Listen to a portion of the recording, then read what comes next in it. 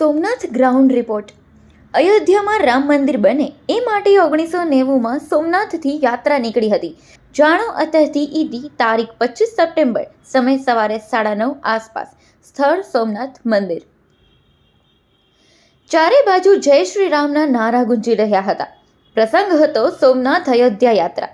જે સપનું LK અડવાણીએ જોયું હતું એ હવે જાન્યુઆરી 2024માં પૂરું થવા જઈ રહ્યું છે. હા, અયોધ્યામાં રામ મંદિર. આ સપનું જોયું હતું ભાજપના નેતા LK અડવાણીએ.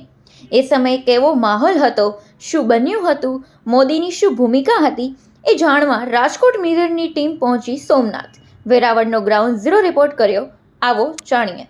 અત્યારે આપણી સાથે જોડાયેલા છે શ્રી રામ મંદિર અયોધ્યાની સૌપ્રથમ નીકળેલી પદયાત્રા કે જે સોમનાથથી નીકળેલી હતી, અને એના ભાગીદાર આપણી સાથે બેઠા છે જે ફોટો જર્નાલિસ્ટ છે દેવેન્દ્રભાઈ. તો ચાલો એમની પાસેથી જાણીએ કે શું એ પદયાત્રા હતી, કેવા એના અનુભવો હતા, અને ખાસ તો તેમાં મોદીજી પણ ભાગીદાર હતા. તો ચાલો જાણીએ. દેવેન્દ્રભાઈ, એ પદયાત્રા વિશે શું કહેવું તમારું? શું હતી એ પદયાત્રા?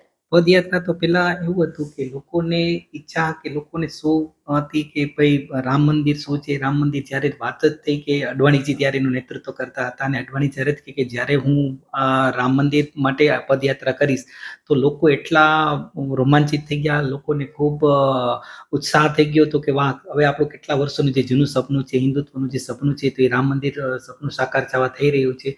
મને યાદ બરોબર છે કે વહેલી સવારથી જ અડવાણીજી સોમનાથમાં પહેલા પૂજા કરી હતી, અને ત્યારબાદ તેઓ જ્યારે પદયાત્રા શરૂ કરી ત્યારે આખા સોમનાથની આજુબાજુ ગુજરાતમાંથી તમામ સેવકો સ્વયં લોકો આવી ગયા હતા. કોઈને આમંત્રણ દીધું નથી, બધા રામના નામે અને મંદિરના જે ઓલો હતો ત્યાંથી લોકો વહેલી સવારથી જ આવી ગયા હતા. અને પદયાત્રા મોદીજીની જે શરૂ કરી હતી ત્યારે એનો મોદીજીનો પણ એમાં ખૂબ રોલ મોટો હતો.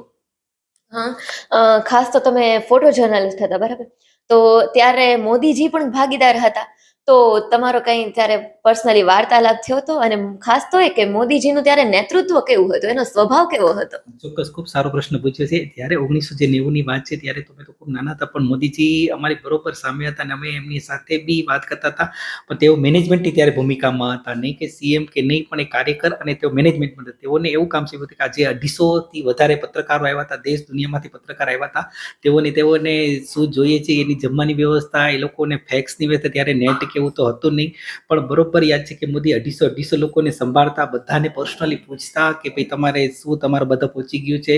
અને આ મોદીના જે નેતૃત્વ અને આ એનું જે છે તેના કારણે જ, મેનેજમેન્ટના કારણે જ આખા દેશ વિદેશમાં બધાએ જે યાત્રા હતી તે ખૂબ સફળ રહી હતી, અને મીડિયાએ ખૂબ સારી રીતે લીધું હતું. એનું કારણ હતું જે મોદીજી જ હતા, કે ત્યારે જે તે વખતે બધાને કીધું હતું કે ભાઈ બધાને ત્યારે ફેક્સ હતા નહીં, પણ સોમનાથ ટ્રસ્ટની જે પોસ્ટ ઓફિસ હતી ત્યાંથી તેઓને ફેક્સની વ્યવસ્થા કરી અને તમામ લોકોને પૂરી વ્યવસ્થા પાડી હતી. હા, ખાસ તો આ તમારી જે પદયાત્રા હતી એમાં કોણ કોણ જોડાયેલું હતું, અને તમને વ્યવસ્થાઓ કેવી મળી હતી?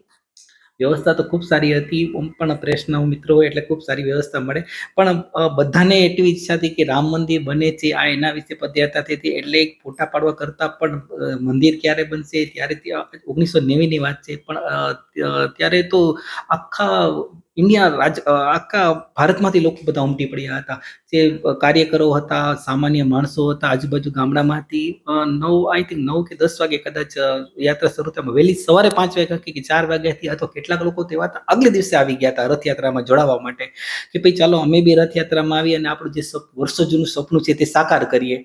તો એ જ્યારે શરૂ થયું ત્યારે તો જુવાળ જ એટલો બધા હતા, જય શ્રી રામના નારા લાગતા હતા, અને લોકો ખૂબ ઉત્સાહિત થતા હતા. અને આ જોઈ અને મોદીજી, અડવાણીજી ખૂબ ઉત્સાહમાં આવી ગયા હતા, કે લોકોને જ ખૂબ ઈચ્છા છે કે ભાઈ રામ મંદિર બનશે.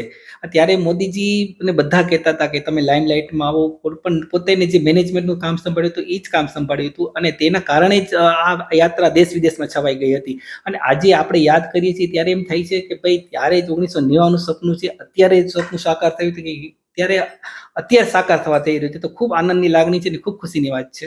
અંતે એ પૂછ્યું દેવેન્દ્રભાઈ કે તમે એઝ એન ફોટો જર્નાલિસ્ટ હતા, તો તમે ફોટોગ્રાફીની યાદગાર તમને કેવી હતી? સ્પેશિયલી તમારો ત્યાંનો ઉત્સાહ કેવો હતો? ચોક્કસ, ત્યારે સેલિબ્રિટીના લોકોના ફોટા પાડવા પાડવા તો ખૂબ જ ગમતા હોય અને આ તો મનગમતો વિષય હતો, રથયાત્રાનો વિષય હતો, રામ મંદિરનો વિષય હતા. ખૂબ જ સરસ યાદો છે. તે બી યાદ કરી ત્યારે આખું એક પિક્ચર હાથમાં આવી જાય છે કે લોકોને એટલો નીચે કંઈ જમીન દેખાતી નહોતી, એટલા બધા માણસો હતા અને આ જોઈને બધાનો ઉત્સાહ જેટલો હતો અને ઘણા બધા ભાજપના જે કાર્યકરો હતો બધા જ લોકો આવ્યા હતા અને મોદીજી એ યાદ છે બરોબર કે આ જ્યારે પૂરું થયું ત્યારે બધાએ મોદીને ખાસ કીધું, ત્યારે છેલ્લે તેઓ આભાર દર્શન કરવા માટે આવ્યા હતા અને આવી ફોટોગ્રાફી કરવાની તો મજા જ કંઈક ઓર હોય છે.